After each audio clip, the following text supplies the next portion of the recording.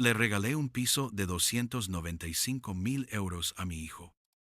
Y él, a mis espaldas, falsificó mi firma para hipotecar la taberna de mi familia en Triana, robándome otros 350,000 euros. Dijo que era su compensación por ser adoptado, pero soy su padre, y en España, la ley protege mi honor. No te imaginas su cara cuando saqué los papeles del Nuevo Testamento. Dejé la última caja en el portal. Pesaba un demonio. El calor húmedo de Sevilla se te pega a la camisa nada más pisar la calle, y a mis 68 años, te juro que ya no estoy para estos trotes. Pero no me importaba. Sudaba, sí, pero era un sudor bueno, un sudor de orgullo. Miré el mármol reluciente de la entrada, aquí en Los Remedios, al otro lado del río, lejos de Triana. Un barrio bueno, un piso para mi hijo. Mi hijo, Javier, y mi nuera bajaban del coche. Él parecía tenso. Ella también, forzando una sonrisa. Pero yo estaba pletórico. Les dije que con esto ya estaban asentados, que empezaban bien, y lo pensaba de verdad. 295,000 euros me había costado ese piso. 295,000. Todo lo que había conseguido rehacer, euro a euro, desde la maldita crisis de 2008 que nos barrió. Para mí, ese piso no eran ladrillos. Era la prueba de que había cumplido como padre. Era mi honor demostrar que Manuel, el de Triana, sabía levantarse y proveer a los suyos, sin pedirle nada a nadie. Les comenté que, aunque era tarde, esta tarde me tocaba ir a abrir el corazón gitano. Javier desvió la mirada. Nunca le ha gustado que hable de la taberna. Para él es un negocio viejo, un ancla. Para mí, es un santuario. Es lo que nos quedó. Es ese porcorralón por antiguo, del siglo XIX, protegido como bien de interés cultural. Es mi dignidad. Les recordé que allí no solo servimos vino, allí está colgado el delantal de su madre, que en paz descanse. Están las fotos mías con los porcantaores, por amigos, los que ya se fueron, los que hicieron grande este arte. Es lo único real que nos dejó la crisis, lo único que el banco no se pudo llevar. Javier se rascó la nuca, incómodo. Siempre ha querido volar lejos de Triana. Javier entró en el piso nuevo para conectar el router y todos esos líos modernos de Internet. Yo me quedé fuera, en el portal, porque me picaba la curiosidad con el timbre que había insistido en poner. Un timbre inteligente, lo llaman. Yo, que apenas sé mandar un mensaje con mi móvil de teclas, me parecía cosa de brujería. Mi nuera me dejó su teléfono, uno de esos que son todo pantalla, para que probara el cacharro. Y era verdad. El bicho lo grababa todo. Me fascinó. Le di a un botón y me vi a mí mismo dejando la caja hacía un rato. ¡Qué tontería! Pero qué bien hecho estaba. Vi que había otra grabación, de hacía un par de horas, cuando yo estaba descargando la furgoneta y ellos habían subido a ver el piso vacío. Pulsé por curiosidad. Al principio solo se oía el eco del pasillo. Luego, una voz que no conocía. Un hombre trajeado sonaba a importante. Decía algo de que la tasación del bar de mi padre ya había pasado. La tasación. Fruncí el ceño. Y que los 350,000 euros estaban aprobados. 350,000. No entendía nada. Y entonces la oí. La voz de mi hijo. La voz de Javier. Un susurro, pero claro como el agua en el altavoz del teléfono. Decía que perfecto, que su empresa ya lo había hipotecado. Hipotecado. Y la última frase. Me reventó el alma. Él ni se va a enterar. Se me cayeron las llaves del piso nuevo de la mano. El golpe metálico contra el mármol de Los Remedios sonó como un disparo en el silencio del portal. Hipotecó. La palabra me daba vueltas en la cabeza, una y otra vez. Hipotecó. Empecé a temblar. No de rabia, no de miedo. Era un temblor frío, de pura incredulidad. Miré las cajas que había subido con tanto orgullo, las cajas que eran mi honor reconstruido. Y de repente, me parecieron una burla cruel de 350,000 euros. No sé cuánto tiempo me quedé en ese portal, temblando. Mi nuera y Javier habían salido, dijeron que a comprar algo para la cocina. Mentira. Seguro que era mentira. Me metí en el piso nuevo, en esa cocina reluciente que yo había pagado, y me senté en un taburete. Las manos no dejaban de temblar, y en mi cabeza solo una pregunta, una y otra vez, como un martillo. ¿Por qué? Entonces me acordé. Claro que me acordé. La grieta no era de hoy. La grieta llevaba abierta 5 años. Fue en la trastienda de El Corazón Gitano. Javier entró hecho una furia. Tenía 30 años. Llevaba un papel en la mano. Un certificado de nacimiento o algo así. Me gritó, delante de los barriles de manzanilla, que por qué le habíamos mentido durante 30 años, que por qué no le habíamos dicho que era adoptado. Su rabia, su dolor, me paralizaron. Y Otorp, ¿qué le iba a decir?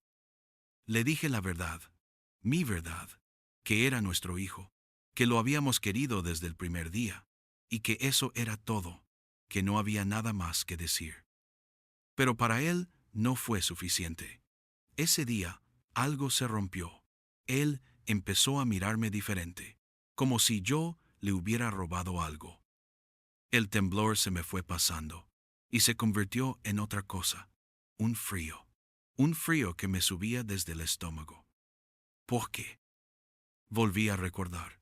Esta vez, hace solo 3 meses, otra discusión.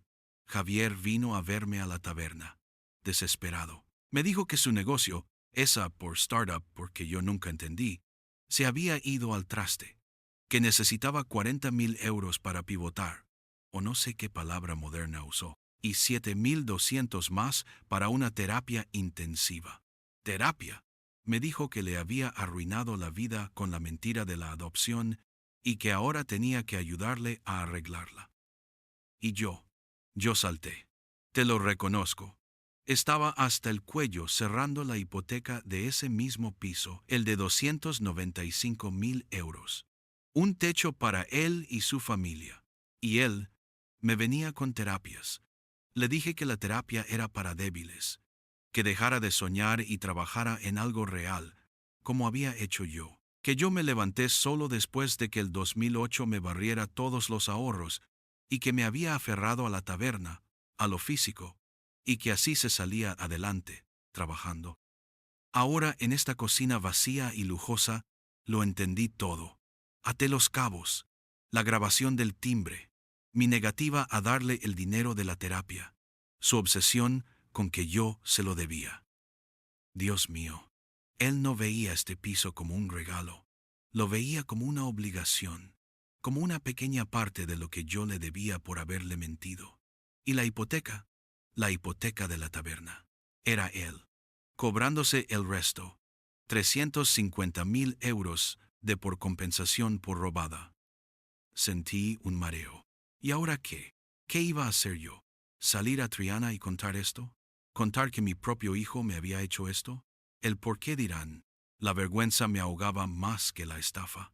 La gente hablando por lo bajo en la calle Piuresa, los amigos de la por hermandad. No podía soportarlo. Necesitaba ir allí. Necesitaba tocarlo. Salí del piso de los Remedios sin mirar atrás. Cogí un taxi. Le dije al taxista que me llevara a El Corazón Gitano. Eran las 9 de la noche. La taberna estaba cerrada. Abrí la persiana metálica. El ruido retumbó en la calle vacía. Entré en la oscuridad. El olor a vino viejo, a madera, a fritura. Mi olor. Encendí una luz pequeña, la de la barra, y toqué la madera gastada por 100,000 codos. Toqué el delantal de mi mujer, colgado en la pared, donde lo dejó el último día. Miré las fotos de los porcantaores por amigos, algunos ya muertos, todos riendo conmigo. Este sitio era mi vida. El bar siempre fue para mis 2 hijos, para él y para Lucía. y sentí la violación. Sentí el santuario profanado. Esto no era dinero. Esto era mi vida. Y mi hijo se la había dado a un banco. Pasé esa noche en vela. No en el piso nuevo de los Remedios que va. Ni siquiera fui a mi casa. Me quedé en la trastienda de El Corazón Gitano, en un catre viejo que tengo allí, escuchando el goteo de un grifo. El temblor se me había pasado, pero me había dejado un frío por dentro, un frío que no se iba, y una vergüenza que me comía vivo. ¿Qué iba a hacer yo ahora? ¿Cómo iba a salir a la calle Pureza por la mañana? ¿Cómo iba a levantar la persiana de la taberna y saludar a los vecinos, a los amigos de la por hermandad, al del puesto de enfrente? Me imaginaba sus caras, sus preguntas. Manué, qué buena pinta tiene el piso del niño, ¿no? ¿Qué tal todo, Manué? ¿El qué dirán? Te juro que, en ese momento, la vergüenza me dolía más que los 350.000 euros. En Triana, en Sevilla, el honor no es solo parecer un hombre recto, es por serlo. Y mi hijo, mi propio hijo, había falsificado mi firma, había roto la por palabra. Yo, que me había pasado la vida presumiendo de no deberle un duro a nadie desde que la crisis del 2008 me dejó seco, y ahora mi hijo me había metido en el banco hasta el cuello, y a traición. Estaba paralizado. Quería esconderme allí, en la trastienda, y no salir más. Pero entonces, en mitad de la madrugada, pensé en Lucía, mi hija. La pobre no sabía nada. Ella, que siempre había estado ahí, sin pedir, sin exigir, trabajando como una mula en lo suyo. Y entendí algo que me heló la sangre. Javier no solo me había robado a mí, le había robado a su hermana. Esa rabia, una rabia fría, seca, que no quema por fuera pero te congela por dentro. Esa rabia fue la que me hizo levantarme del catre. La vergüenza se quedó allí, temblando en la oscuridad. Yo me vestí, me lavé la cara en el pilón y salí a la calle. No podía ir a ningún abogado de Triana, ni de los Remedios. Sería la comidilla del barrio en una hora. Cogí un taxi y me fui lejos, a Nervión, a un despacho grande donde yo solo era un apellido en una puerta. Me senté delante de un hombre serio, con una corbata gris. Me costaba sacar las palabras. ¿Cómo se empieza a contar eso? Le dije que creía que mi hijo, había hipotecado mi bar. A mis espaldas. El abogado ni pestañeó. Me pidió pruebas. Saqué el móvil barato mío y el por smartphone por de mi nuera, que me lo había llevado casi sin pensar. Le puse la grabación del timbre. El abogado escuchó con atención. Pude ver cómo se le tensaba la mandíbula cuando oyó la voz de Javier. Mi empresa ya lo hipotecó. Él ni se va a enterar. No dijo nada. Solo me dijo que esperara, que iba a pedir una nota simple al registro. Tardó 10 minutos. 10 minutos que me parecieron 10 años. Volvió con un papel. Me lo puso delante. Manuel, es peor de lo que piensa. Allí estaba, negro sobre blanco, una carga de 350.000 euros sobre El Corazón Gitano, aprobada hacía una semana. Le pregunté cómo era posible, cómo habían firmado por mí. El abogado señaló una línea en la parte de abajo. La firma es digital, Manuel. Usaron un portal de por onboarding. Digital. Claro, la tecnología. El bicho ese del que yo no entendía nada. Javier sabía perfectamente que yo no tenía por smartphone, que despreciaba todos esos cacharros. Usó mi forma de vida, mi orgullo de ser un hombre a la antigua, como el arma para robarme. El abogado sacó un bolígrafo y una hoja en blanco. Vamos a ver la arquitectura de esto, Manuel, me dijo. Empezó a dibujar. Su patrimonio por heredable. Lo que usted iba a dejar a sus hijos era la taberna. Valoración. Le dije que 540.000 euros, según la protección BIC. Bien, dijo él. Pero el banco, amigo mío, el banco siempre tiene prioridad. Tras esta deuda de 350.000, el patrimonio real que queda para heredar es solo de 190.000 euros. De más de medio millón, a 190,000. Se me secó la boca. Pero el abogado siguió. Y ahora viene lo importante, Manuel. La ley española y por la legítima. Me explicó que esos 190,000 euros que quedaban se dividen en 3 tercios. El primer tercio, la por legítima estricta, unos 63,333 euros. Eso por ley. Tenía por qué repartirse a partes iguales entre mis dos hijos. Javier se llevaría 31,666 euros y Lucía otros 31,666. ¿Y el resto?, le pregunté, con un hilo de voz. El abogado suspiró. Ahí está el robo, Manuel. El segundo tercio es la por mejora. Esos 63,333 euros, usted podría haberlos usado para por mejorar por a Lucía, para dárselos a ella íntegros. El tercer tercio, la por libre disposición, otros 63,333. Usted podría habérselos dejado a su hija, a un sobrino o a quien quisiera. Hizo una pausa y me miró a los ojos. Pero la deuda del banco, esos 350,000 euros, se paga por antes por de repartir la mejora y la libre disposición. Esas dos partes se evaporan. El banco se las come enteras. Javier se ha asegurado de que el banco cobre antes de que su hermana pueda heredar nada más que la miseria de la legítima estricta. Me quedé callado. Era diabólico. No era un robo desesperado por los 40,000 euros que me pidió. Era un cálculo frío. Había usado la hipoteca para destruir, céntimo a céntimo, la parte de la herencia sobre la que yo tenía control. Había borrado a su hermana del mapa para cobrarse su compensación. Levanté la cabeza. El frío de la trastienda era ahora un bloque de hielo en mi pecho. Ha robado a su hermana, dije. El abogado asintió. Técnicamente, sí. Bien, dije, poniéndome en pie. Quiero 2 cosas.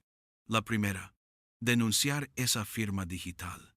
Denunciar la falsificación para anular esa hipoteca, me cueste lo que me cueste.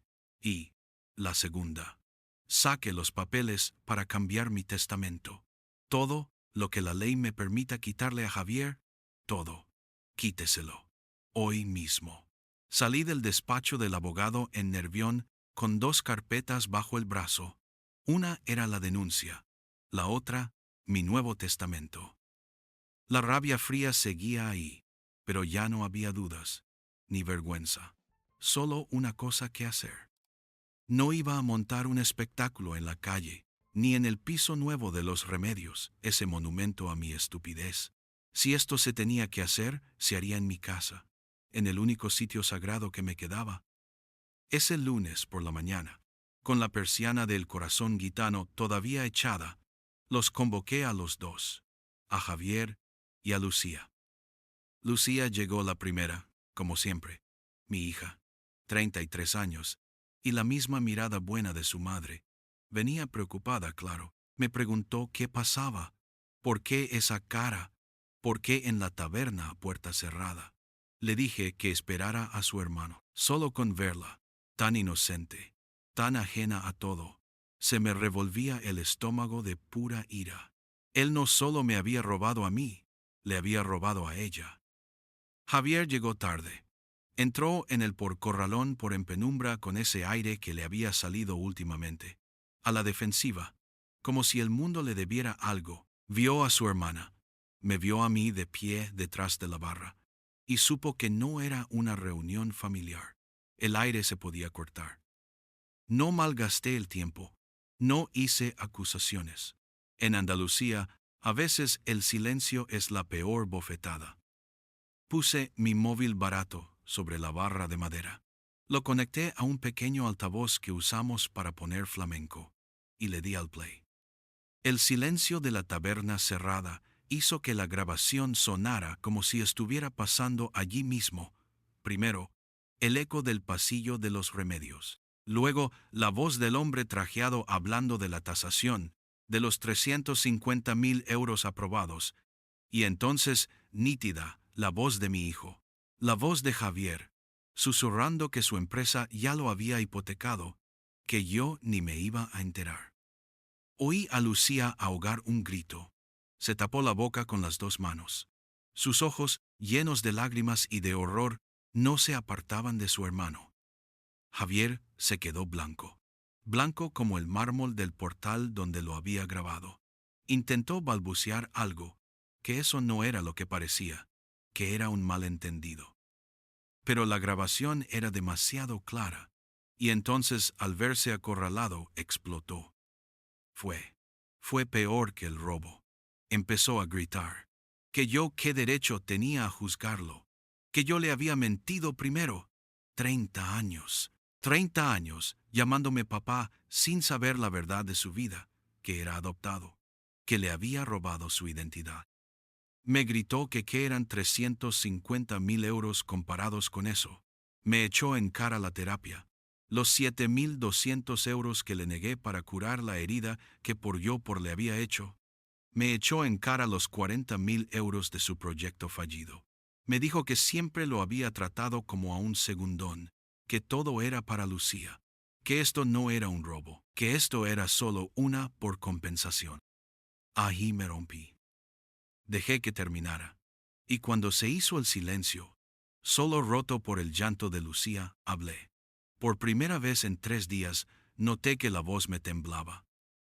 Le dije que lo que había hecho no era coger dinero, que lo que había hecho era escupir en la tumba de su madre, cuyo delantal estaba ahí colgado, a 2 metros de él, que era vender el honor de esta familia en cada porpeña y cada rincón de Triana. Le grité que había robado a su hermana, que el piso de los Remedios no era una compensación de ninguna culpa, que era amor, que era mi orgullo de padre, pero que eso, claro, un ladrón no podía entenderlo. Saqué las 2 carpetas de debajo de la barra. Puse la primera sobre la madera. Le dije que eso era una denuncia por falsificación de firma digital y por estafa, que la firma de un banco no era un juego, que era la cárcel. Y saqué la segunda carpeta.